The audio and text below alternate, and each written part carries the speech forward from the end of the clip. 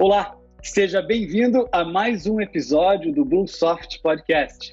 O sistema tributário brasileiro não é novidade que é um dos mais complexos sistemas tributários do mundo. O brasileiro gasta em média 5 meses por ano trabalhando só para pagar impostos, segundo o IBPT. E esse sistema tributário tem cerca de 760 normas que são editadas todos os dias. Imagina a complexidade para as empresas conseguirem acompanhar tudo isso. São mais de 70 tipos de tributos, considerando impostos, taxas e contribuições. No Brasil, essas taxas podem representar quase 70% dos lucros das empresas. Mas no meio de tudo isso, existem muitas oportunidades que o empresário pode estar deixando na mesa. E é exatamente por isso que hoje a gente vai trazer um especialista nesse tema, que vai discutir com a gente algumas teses tributárias e oportunidades que podem gerar uma série de benefícios para o supermercadista. Fica com a gente aqui para conhecer o nosso convidado.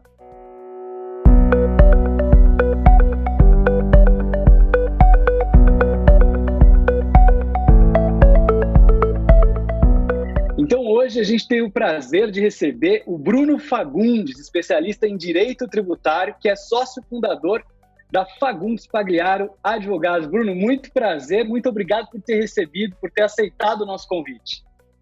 Prazer é todo meu. Vamos conversar desse assunto que é um assunto difícil, mas pode trazer várias vantagens.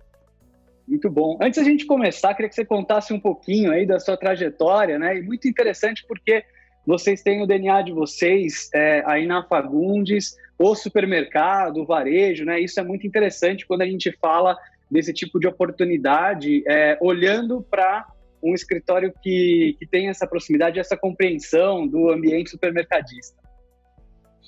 A gente começou a lidar com o varejo, tanto na parte de estruturação societária, como na parte fiscal, desde 99.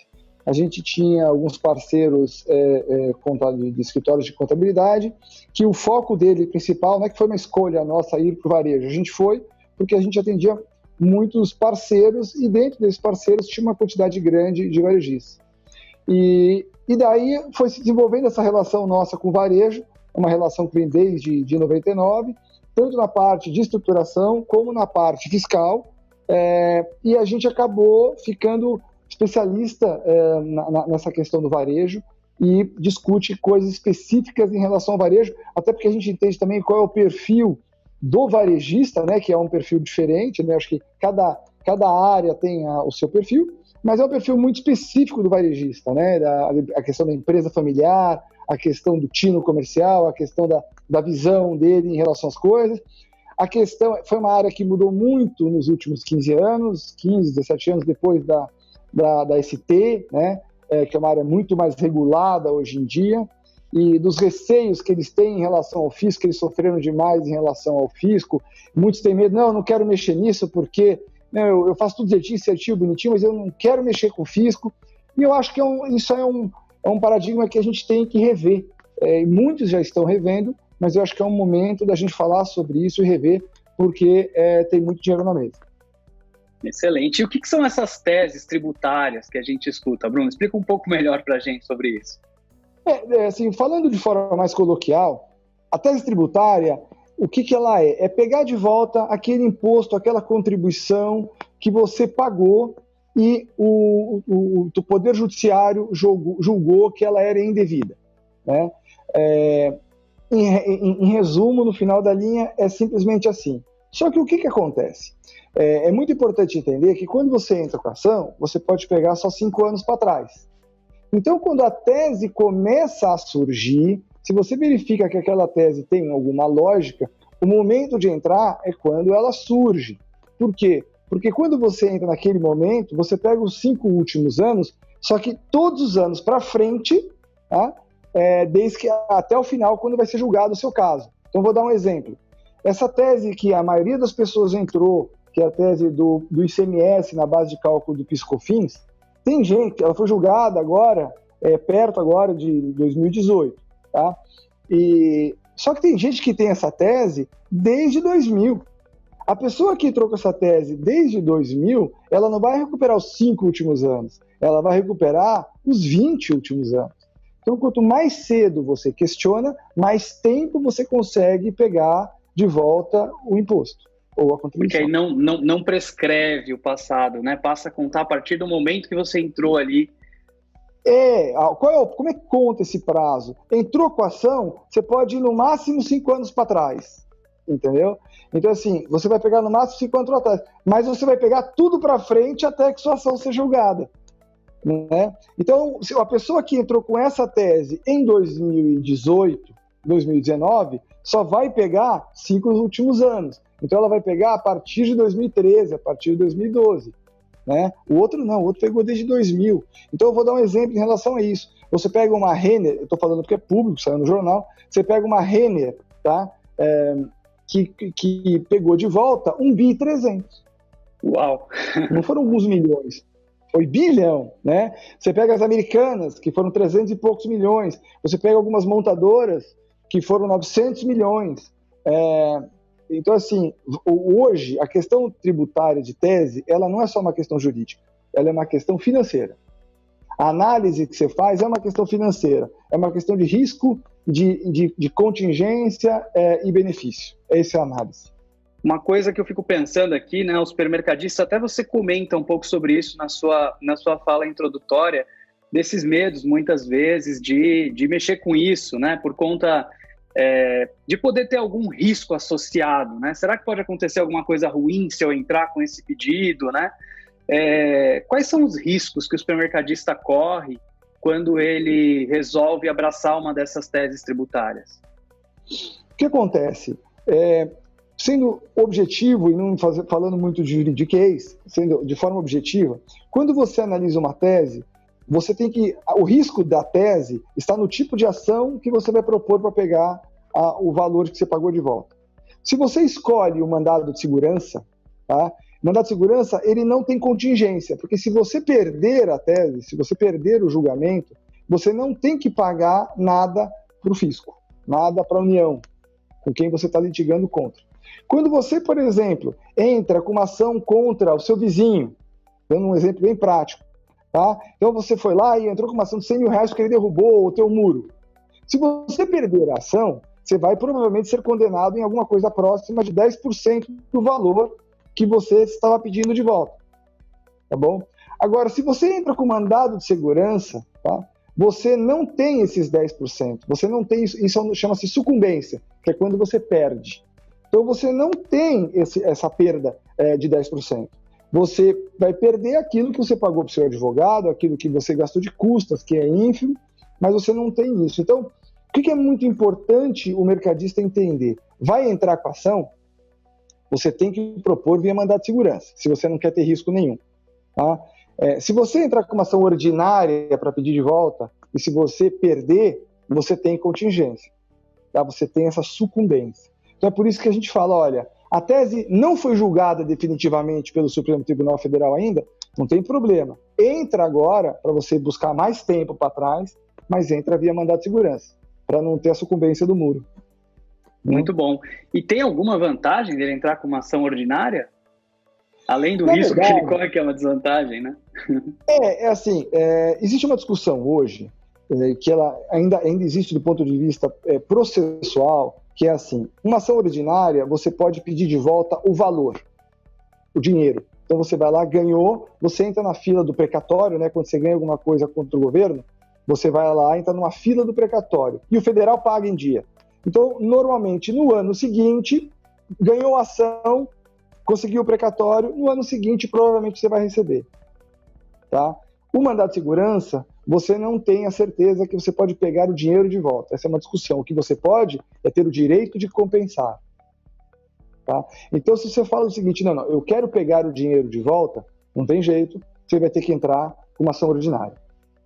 Pelo volume de tributos, né, especialmente ICMS, PIS, COFINS, que o supermercadista paga, que incide sobre a operação do supermercadista, só o fato de poder recuperar isso como crédito já gera uma diferença enorme na operação, né, especialmente para esses tributos. Muito bom, exatamente. Bruno. E quais são as oportunidades mais interessantes que você enxerga que existem agora? Acredito que algumas já passaram, algumas empresas aproveitaram, outras deixaram passar. Nesse momento, a gente ainda tem oportunidades que podem ser aproveitadas pelo supermercadista? Tem. Acho que antes, só para complementar aquilo que eu estava falando, muitas pessoas perguntam isso para a gente. Vem cá, qual o motivo muita gente fala assim, olha, eu tenho dúvida se a tese é boa. Eu tenho dúvida, a tese, vamos deixar ela maturar. Veja, é assim, há 15 anos atrás, existia na cabeça da gente, mesmo a gente advogado, uma lógica de falar, não, essa tese não é boa, não, essa é boa. Né? Então, existe a questão da tese boa. O que eu posso te dizer, com 50 anos de idade, 25 anos no escritório, é assim, a tese boa é aquela que o Supremo dá ganho de causa. Não é a tese que o advogado acha boa ou o consultor acha boa, é a tese que é julgada e dá ganho. E vou te explicar por quê. Essa tese, que é a tese que saiu mais cara para o governo ter perdido, que é do ICMS, na base de cálculo do PIS/COFINS, que o governo vai ter que devolver 300 bilhões a estimativa, ela perdia na primeira instância, ela perdia nos tribunais, ela perdia no STJ, teve até súmula do STJ falando, não, isso aí não tem, o contribuinte não tem direito, ela perdia numa das turmas do Supremo, daí um belo dia o Supremo se reuniu, teve mudança de ministro e ele deu a tese por 6-5. Então, quando você me pergunta, essa tese é boa, eu falo, olha, qualquer tese que tenha alguma lógica, tá, jurídica, e você entrar com mandado de segurança e o valor dela ser relevante, porque às vezes a tese pode ser boa, não tem valor relevante, não adianta entrar, né? Pode ter lógica jurídica, mas não ser relevante. Não. O valor é relevante, vai entrar com mandado de segurança, não tem lógica não entrar. Porque se você perder, você não vai perder nada. O advogado vai carregar aquela ação até terminar, mas você não vai perder nada, não tem sucumbência. Agora, se você ganhar, você pode ganhar alguns milhões. Esse é um ponto muito importante, entendeu? Essa questão hoje da tese boa, ela não existe. Existe a tese que tem um valor relevante e não tem contingência. Como advogado, é até um pouco, às vezes as pessoas assustam, mas pera, porque o Bruno não tem a questão da tese boa? Veja, tese boa é aquilo que a gente está falando. Tese boa é aquela que ganha. Né? É muito assim, eu vou te dar um exemplo bem... assim, você vai no jockey. Você não é do tempo do jockey, mas eu sou. Às vezes eu ia lá, era criança, ver o cavalo e tal. E antes de começar a corrida, os cavalos passam numa apresentação. E muita gente apostava no cavalo porque aquele cavalo era bonito. Não, aquele cavalo tem chance? Não tem, olha, é bonito, forte. Não, o cavalo bom é o cavalo que ganha. Se ele é bonito, se ele parece ser bom, então no final do dia o que importa é o seguinte, é o que o Supremo vai falar. Então não adianta a gente achar a tese boa. Eu estou falando não só de brincadeira, mas isso é muito verdade. E no passado, a gente já viu, e a gente mesmo apostou em teses que não ganharam, entendeu? Porque pareciam ser tecnicamente boas, e tese que a gente não acreditava que ia ganhar, e ganharam. Entendeu? Eu estou colocando isso enfaticamente, que não cabe a nós, entendeu? Seja como administradores, seja como advogados, falar a tese é boa. Não é essa análise. A análise é de valor e de risco. Entendeu? Você imagina, só para terminar, você imagina se o administrador ou o advogado da Renner falasse, não entra que a tese não é boa. Agora ele não ia ganhar um bi 300. Nossa. E, quer dizer, então a gente olha para o negócio, supermercadista, por exemplo, e entende quais teses têm maior potencial de recuperação, então olha para o valor que está associado àquela tese, independente da nossa opinião sobre a tese, se o valor é substancial, é interessante que a gente entre. Ele é substancial e não traz risco de contingência, que é o caso para entrar com mandado de segurança, vale a pena você, no mínimo, olhar qual é o tamanho do que você está falando. Entendeu? Então, eu vou te dar exemplo. Quais são as teses para o varejo extremamente relevantes? Tá? A própria do ICM na base de cálculo do PIS/COFINS, tem muita gente que entrou, mas tem gente que não entrou. Eu conheço gente de valores relevantes que não entrou. Mais de uma pessoa, tá? Mais de algumas pessoas. Porque tinha receio, porque não queria, por outros motivos. Então, essa é uma tese muito relevante. Tá? A tese do ST, do ICMS-ST, é uma tese filhote dessa tese. É uma tese muito relevante. Dependendo do estado, você tem 70% de substituição tributária. Dependendo do estado, você tem 40%, que nem São Paulo hoje, se não me engano, é próximo de 40% de substituição tributária. Então é uma tese muito relevante em valor. Tá? Você tem a tese do PiscoFins sobre ele mesmo, o PiscoFins na própria base. Ela cabe para o varejista? Cabe, ela cabe muito forte para o varejista. E o valor, se ganhar, é muito relevante, né? Daí outro dia eu estava explicando a tese para um varejista, né, desconfiado, assim, olhou para mim, tá bom, Bruno, mas eu não acho que isso aí vai ganhar. Eu falei assim, mas isso não é o ponto. Porque se ganhar e o senhor não tiver entrado, ficaram alguns milhões na mesa. E se eu perder? Você não perdeu nada, porque não tem sucumbência. Muito bom. E em termos de investimento, para o varejista poder participar de uma tese dessa, ele precisa procurar o escritório. Como é que funciona tudo isso? É um investimento alto que ele faz upfront? A gente também escuta muito falar da questão da taxa do sucesso, né, do success fee. Conta um pouquinho para a gente como é que funciona isso, Bruno. Conto. Isso varia muito de escritório para escritório, né? É o formato de cada um trabalhar, né? É uma prestação de serviço. Então, por exemplo, você tem escritórios que cobram um valor para entrar com a ação e um valor de sucesso no final. Você tem escritórios que cobram valores mensais mais esse valor final de success fee. E você tem escritórios, como o nosso, que a gente prefere trabalhar 100% no êxito. O que o cliente paga, por exemplo, é custas. São custas, isso é por conta dele, é ínfimo perto do negócio, custa coisa de R$1.000. E a gente prefere correr o risco junto com o cliente. Entendeu? Então é o seguinte, o cliente... Porque esse discurso me encanta também. Porque quando alguém vem com esse discurso, olha, vem cá, você não vai gastar nada. Se ganhar, você vai ganhar bastante. Você quer? Eu falo, tem risco? Ele fala, não, eu quero. Então assim, como esse discurso, querendo ou não, me agrada muito, é um discurso que eu gosto de usar. E funciona muito, principalmente para o varejista. Né? O varejista é interessante, né? Ele, lógico, qualquer empresário, mas o varejista, ele ganha milhares de vezes no centavo, né? Na questão dos produtos. Então ele tem lá 15, 20 mil itens, então ele ganha no volume.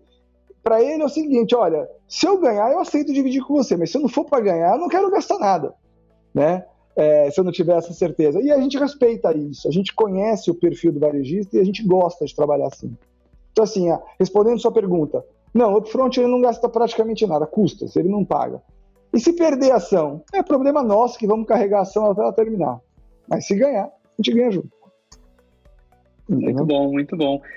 O varejo é um segmento, especialmente quando a gente fala de supermercado, que tem as margens bastante apertadas, né? Então Sim. É até uma questão de sobrevivência para o supermercadista.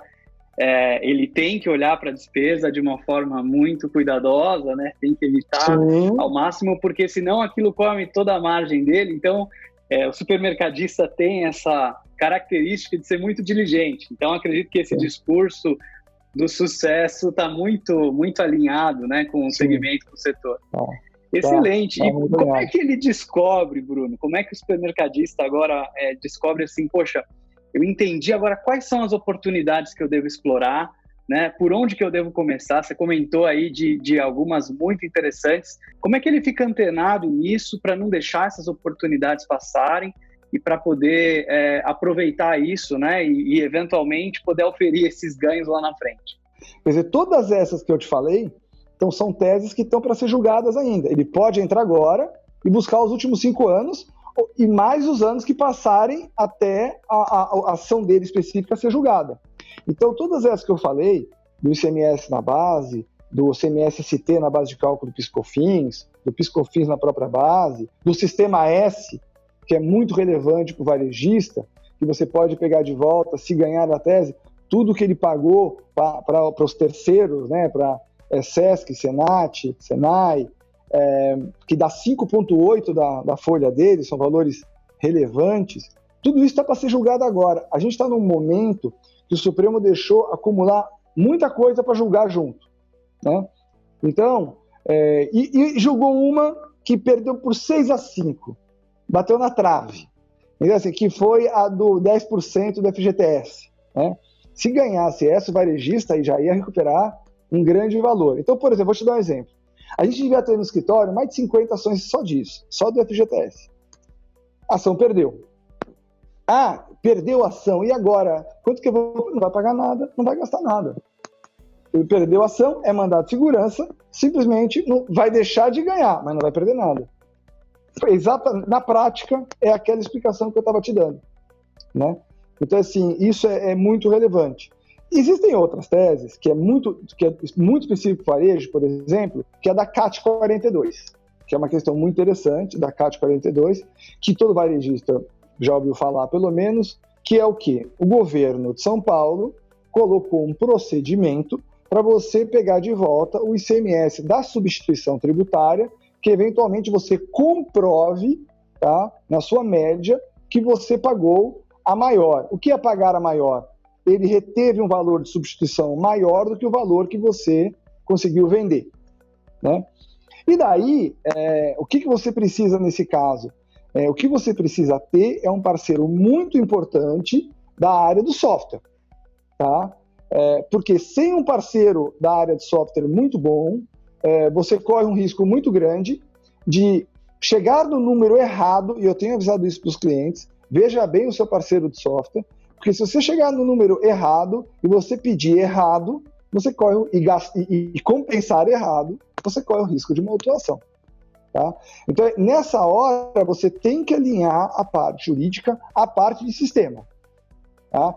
É a segurança que o varejista vai ter, é ter uma área de sistema, ter uma empresa que está fazendo isso, que conheça, que saiba fazer, porque o número, quem vai validar é ela.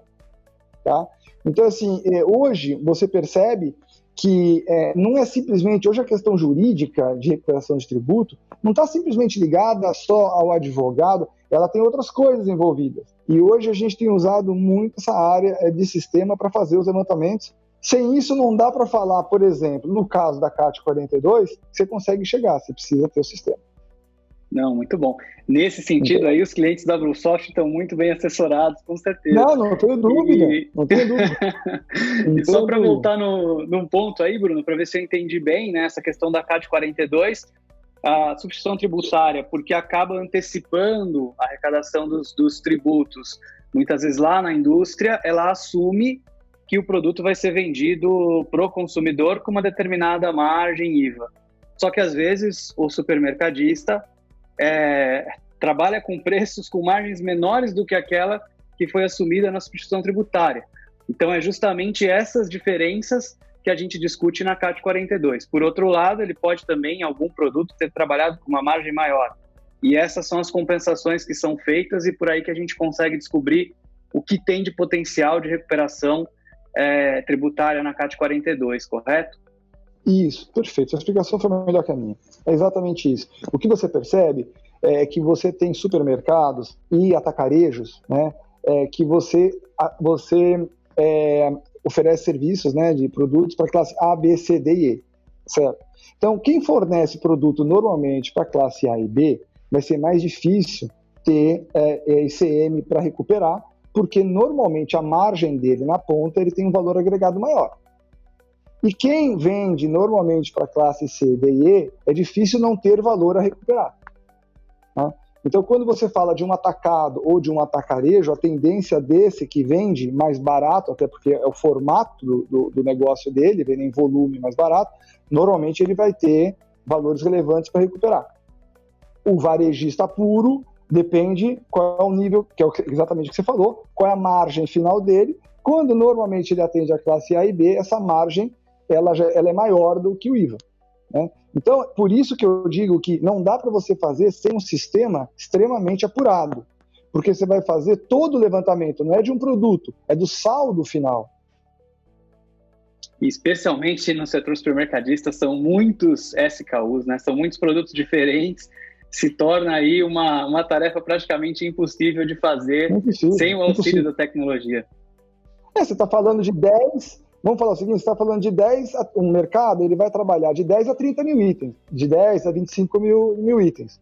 É inviável. Eu digo o seguinte, não é que é inviável, é impossível, você não consegue fazer. E você não consegue fazer com um sistema. Tem cliente que a gente conhece e que tem sistemas bons, ele fala, Bruno, eu vou fazer interno. Eu falo assim, se você for fazer interno, eu não vou fazer a parte jurídica. Porque interno, eu não vou ter a confiança que você vai ter a condição de alguém que está fazendo isso para vários mercados e consegue ter a equiparação, consegue olhar o que deu em um, o que deu em outro, e daí tirar a segunda prova. É um trabalho que é muito trabalhoso, esse levantamento. Então, eu indico fortemente, mesmo quem tem sistema interno, contratar para, pelo menos a CAT 42, contratar um serviço de alguém que tenha um sistema testado e bom. Muito bom. Quer dizer, downside praticamente não existe, não tem quase risco nenhum. O upside pode ser uma coisa incrível, como esses exemplos, né, que você citou, que são até de companhias públicas aí. Com certeza esse dinheiro em caixa ou esse crédito foi muito bem-vindo e ajudou muito aí na prosperidade do negócio. Excelente, sim. Bruno. Poxa, e o que ele deve evitar? Tem alguma coisa que o supermercadista não deve fazer ou alguma coisa que ele deve evitar? Sim, a gente tem avisado, a gente percebe que alguns mercadistas, eles acabam, por motivos de terceiros, que falam que pode fazer, que não pode fazer, fazendo essas recuperações sem a medida judicial. Tá? A gente tem avisado os mercadistas que isso não é possível. Isso pode trazer consequências complicadas, porque quando você faz a compensação, você declara que você ganhou aquela ação e você transitou em julgado. E como é uma declaração que você faz, se você não tiver comprovação que você tem a ação, você pode ter implicações sérias, tá? Em todo sentido, não só fiscal, como em outras questões, né? Então, o que a gente indica é o seguinte: chama um especialista, analisa, vê qual é a contingência, olha sempre duas coisas. O valor é relevante? Ok. Que tipo de medida você vai utilizar se isso me traz alguma contingência? É mandado de segurança? É mandado de segurança. Então eu não tenho contingência. Tá? Mas essas teses que estão sendo discutidas, que vão permitir a compensação, não faça administrativo sem ter certeza absoluta que você pode fazer. Tá? Porque senão você corre um risco grande. Muito bom, Bruno. Excelente. Poxa, quero de novo aí agradecer pela sua participação, foi muito esclarecedor, foi muito bacana. Acho que é um tema, sem dúvida, muito relevante, que muitos supermercadistas têm dúvida. Queria que você deixasse aí as palavras finais e também algumas dicas de como que o supermercadista pode procurar o escritório para ter mais informações, para poder pedir a ajuda de vocês aí nesse processo todo. E a gente vai deixar também, claro, para facilitar, todos os links de contato aqui na descrição do podcast. Não, maravilha. Eu acho que o ponto principal é esse, logicamente, você contratar alguém que saiba o que está fazendo, que faz aquilo. Cuidado para fazer as coisas de forma interna, porque esse barato é normal sair caro. A gente vira e mexe chamado para consertar algumas coisas quando dá, às vezes não dá para consertar. Imagino, não só a gente, como outras pessoas, né? Então, assim, olhar primeiro com cautela, mas ao mesmo tempo não deixe de olhar, porque lá é uma questão financeira muito mais que jurídica. O valor é relevante, vai entrar com mandado de segurança, você não tem, a pergunta é, o que eu tenho a perder? É o que você fez, o que você falou. O que ele tem a perder? Se ele fizer direito, nada. Você entendeu? Se ele fizer direito, não tem nada a perder. Então, assim, é dinheiro na mesa, a gente já paga impostos altíssimos, tá? O varejo é tributado de forma extremamente violenta. Esse dinheiro, quando entra, mesmo na compensação, ele ajuda muito no fluxo de caixa. Tá? Então, a gente está falando no varejo, é sempre de milhões, os valores sempre são relevantes. Então, eu acho que fica esse ponto para deixar na cabeça do varejista. Tem que olhar sim e não pode deixar esse dinheiro na mesa.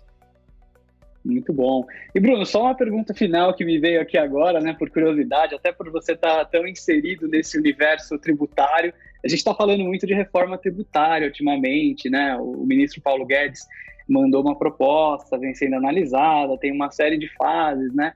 Você está otimista em relação a essa reforma tributária? Como é que vocês estão enxergando aí os próximos passos? O que a gente pode esperar em termos de reforma tributária no Brasil? Olha, eu vou falar para você, não dá para esperar nada, minha opinião. Então, se você perguntasse para mim, que sou um tributarista, o que você gostaria que acontecesse, eu preferia que tivesse uma CPMF justa e não precisasse mais ter essa quantidade de fiscalização e o dinheiro fosse para o governo e a gente pudesse pagar menos impostos. seria o que eu desejaria, né?